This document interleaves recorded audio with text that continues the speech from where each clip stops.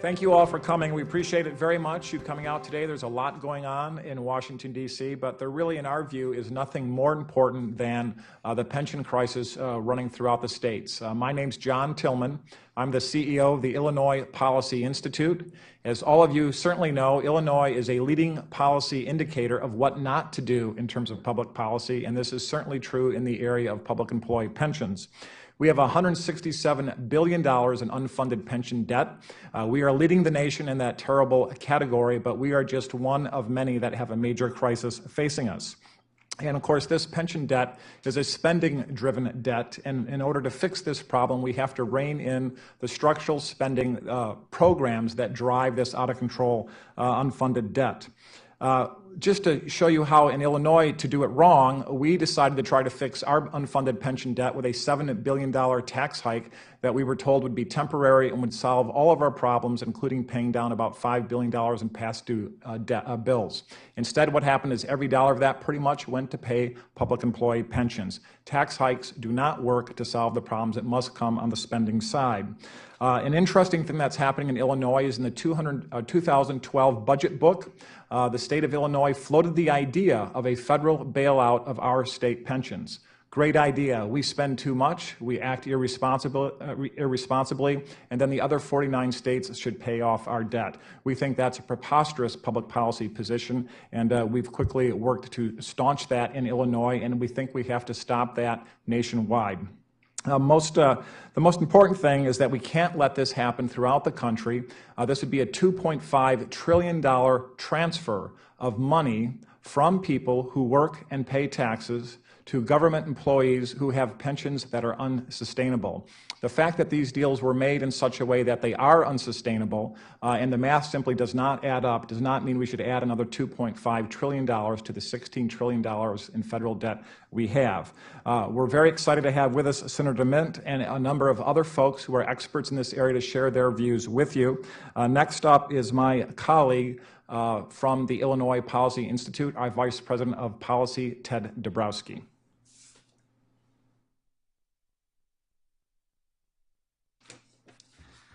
Thank you, John. As new transparency rules demand more truthful reporting of state liabilities and pensions, we're seeing liabilities across the nation skyrocket. Total underfunding of state pension systems now is reported at $2.5 trillion, but new reports are saying that it's $4 trillion. These amounts are so large that we can expect some states to begin asking for some kind of federal support, what most of us would call a bailout. The Illinois Policy Institute has built a model that measures the impact of a $2.5 trillion bailout of the state pension system. And it shows how it rewards states that are fiscally irresponsible, and it punishes those that are responsible. To bail out state pensions, the federal government would need to raise $2.5 trillion by increasing taxes and cutting spending.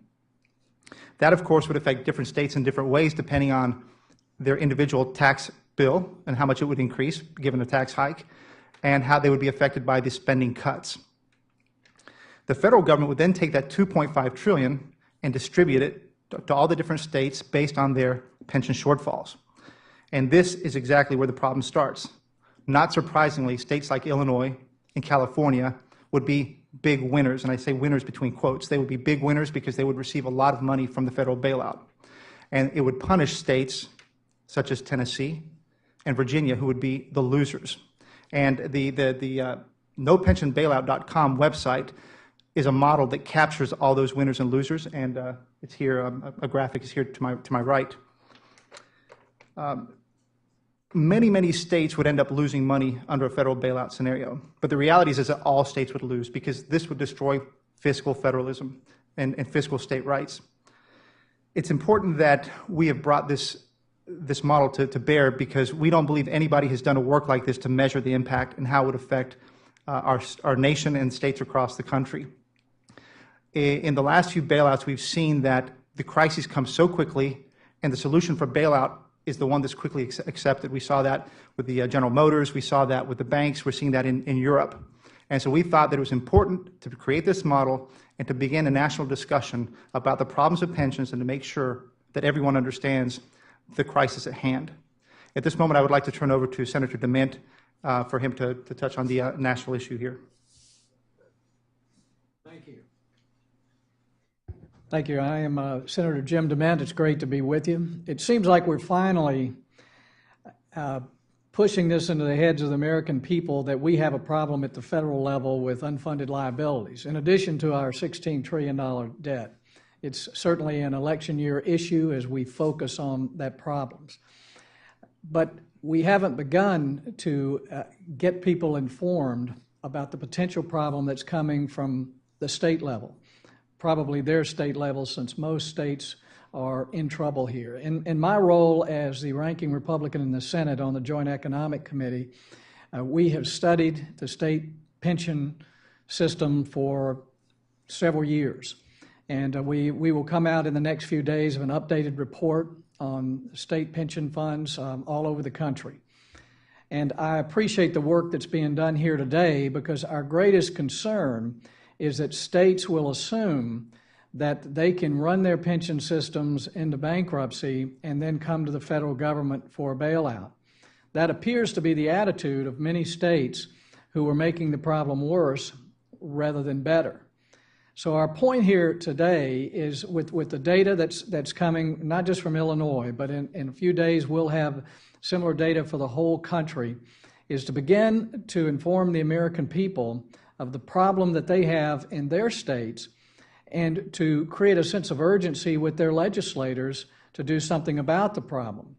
But for too long, really for decades, state legislators have endeared themselves to government workers by passing along benefits that will be paid by future generations and by future legislators. States have to balance their budgets, but they can make promises in the future that don't affect this year's budget. And now, in most states, the most powerful voting bloc are government workers, particularly government unions. And now we have a conflict of interest with state legislators who are afraid to deal with this important issue. We cannot live in a country where the federal government is broke, states are going bankrupt, and we're already seeing all over the country many municipalities are going bankrupt, primarily because of the promises made for government workers and particularly retirement benefits that will be paid out over the next several decades. States are fooling a lot of their constituents with accounting methods that would put any business in jail when they report the condition of their pension funds. So what we're trying to do here today is to get out the truth, to help people understand the reality, and to create a sense of urgency with state legislators and governors to deal with this problem immediately, so that we don't see over the next few years state after state come into the federal government to get a bailout. And this would be unprecedented. It would create huge tension between the states that are trying to do the responsible thing and those that are waiting for a federal bailout. So I appreciate the data, the chance to shine a little light on this issue, and we'll continue to work with all of you to make sure the American people know what their state legislators are doing.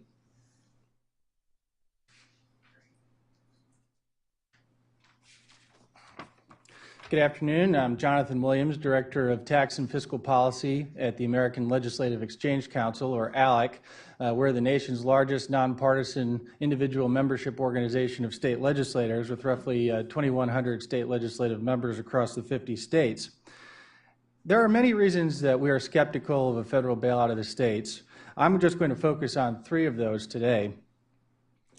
For instance, a federal bailout of the states ignores the chief contributing factor to state fiscal problems, which is out of control state spending. If you go back just the last decade, our friends at the Mercatus Center at George Mason University calculated that state and local spending growth outpaced the private sector by 90% over that decade alone. Clearly, this is unsustainable. Secondly, a federal bailout of the states really poses a moral hazard for the states. It basically says, states, you can live outside of your means, and the federal government's going to come in and bail you out time and time again. And then finally, a federal bailout of the states is not helpful in the long run for states. It may propose a short-term benefit for states, but certainly has long-term costs. Some of the long-term costs include the many strings that were attached to the last time we had a federal bailout of the states, namely maintenance of effort requirements that prevented fiscally responsible state legislators from taking actions necessary to balance their budgets. Furthermore, academic work suggests that every $1 in federal aid to the states results in state tax increases of 33 cents to 42 cents, meaning that federal bailouts of the states just hurt state taxpayers in the end. To this end, our Tax and Fiscal Policy Task Force has adopted model resolution urging skepticism over federal bailout of the states. We were encouraged that the state of Illinois passed Resolution 720 last year with broad bipartisan support, saying thanks but no thanks to federal dollars. It reminds me of the quote from the famous philosopher Yogi Berra, also known for playing for the Yankees, which once said, "This feels like deja vu all over again."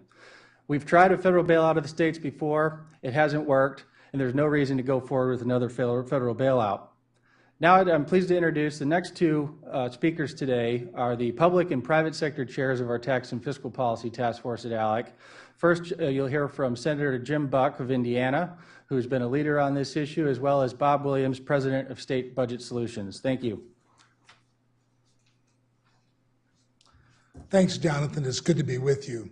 I want to congratulate the Illinois Policy Institute for bringing this issue forward. It's something that, as we examine the preamble to the Constitution, it says, "We, the people of the United States, in order to form a more perfect union, establish justice." If you think of the word justice and think of a bailout for pensions, there is no justice to the states that are striving to do for their citizenry the right as it comes to funding those pension funds. We are going to end up pitting states against one another because the old adage, those that reward something will get more of it, those that punish will get less of it. We are in an era where legislators all across the country, even on the Capitol Hill, try to elect people that will be responsible. In ALEC, we talk about individual responsibility. It's high time that state legislators take their own individual responsibility and start doing for the people what they're expected to do, live within their means.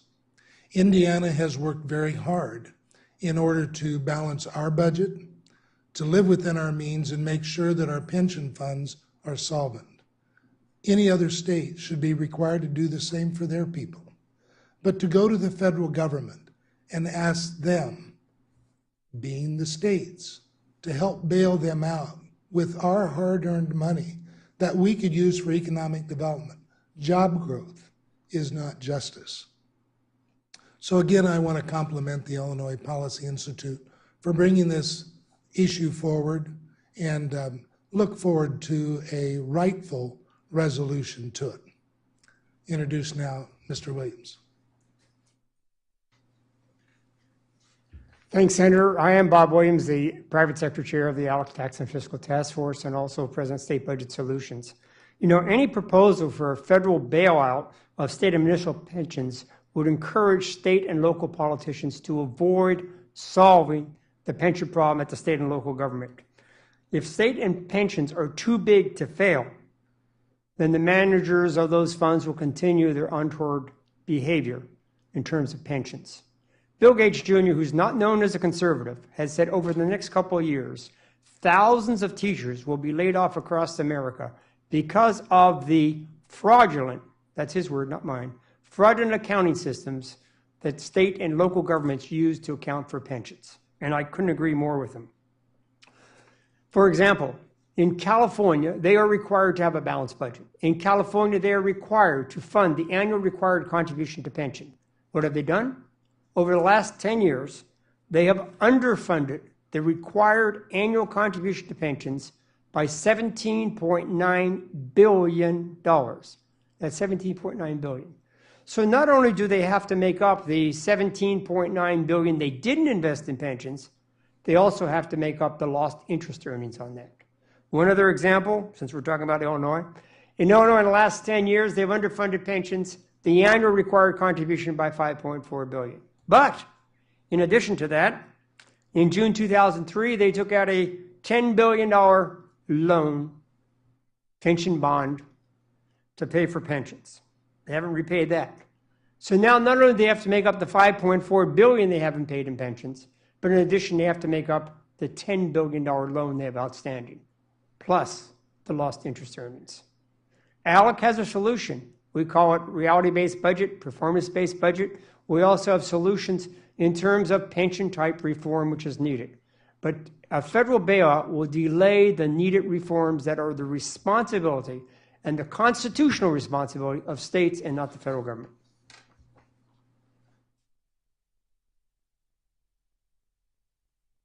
Good afternoon. I'm Jagadish Gokhale at the Cato Institute.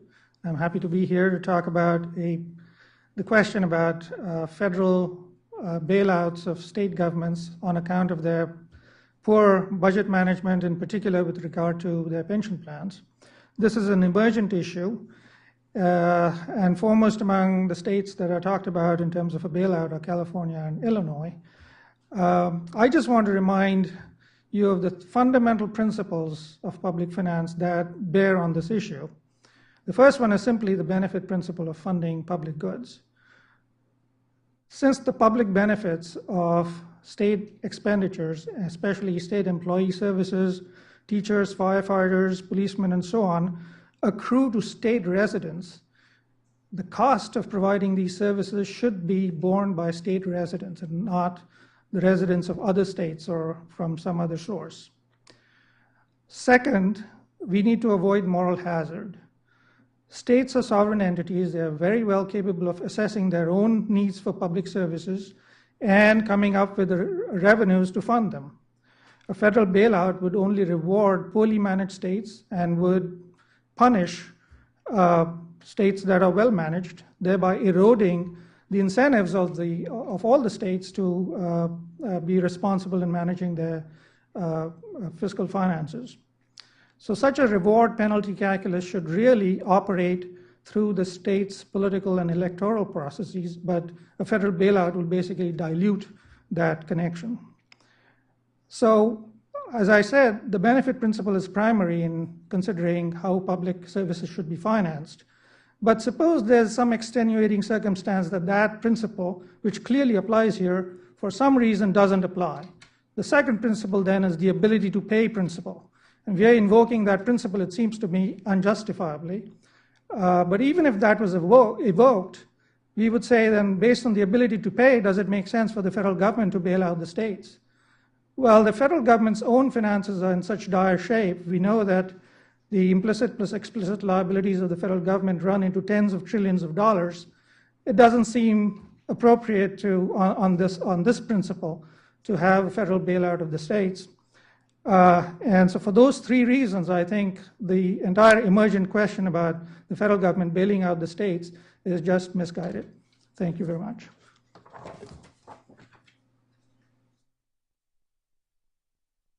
Good afternoon. I'm Jason Richline from the Heritage Foundation. I'll be real quick. I just wanted to emphasize something that Senator DeMint had alluded to earlier regarding the systematic underreporting of the costs of public pension funds. We hear a bit different estimates of the liabilities. Some are 1 trillion, some are 2 trillion, some are 4 trillion. I've heard 5 trillion. What is the source of those differences? Well, the main source of differences is in the assumption of the discount rate. What I mean by that is essentially the assumption of how much or what rate of return the pension funds will get on their investments. Right now, public pension funds are allowed to assume very high rates of return, and without taking into account the risk of not actually getting those returns. So they look at what the average return has been over time, and they just assume they're going to keep getting that over and over again, never pricing the cost of that risk into the overall pension fund. Now, this obviously has major effects on what the overall liabilities are, but it also affects something else. It affects public employee compensation questions. We want public employees to be paid fair market rates, but if you use proper accounting, you can realize that public pension benefits to workers are excessively generous compared to the private sector. Think in terms of the 401k that a typical private sector worker might get. The employer contribution to that fund might be something like 4 or 5% of salary. And now think about the value of a defined benefit plan in those sort of 401k terms. I'll use Chicago teachers as an example, because it's obviously been in the news lately. The strike has just ended. And throughout that strike period, we've heard only about the salaries. And it's true, the Chicago salaries are fairly high compared to other teachers in the nation. But probably the more important aspect of compensation for Chicago teachers and for many public workers is the retirement benefits. If you took the value of the defined benefit pension for Chicago teachers and converted it to a yearly cost in the sense of what you'd have to put into a fund in order for that to actually pay off, given the guarantee associated with it, it would be roughly 40% of salaries, 40. It's obviously considerably higher than what someone in the private sector gets with a 401k. I think this entire discussion of a federal bailout could have been avoided a long time ago, just with more transparency about what the costs actually are. If taxpayers knew each year exactly how much they have to put into public employee retirement funds, then we wouldn't have those excessive benefits in the first place. So we have a major crisis to deal with, no doubt about it. But I think going into the future, to avoid future crises, we can add the transparency that is so lacking in public pension financing, and hopefully we won't have this problem again. Thanks.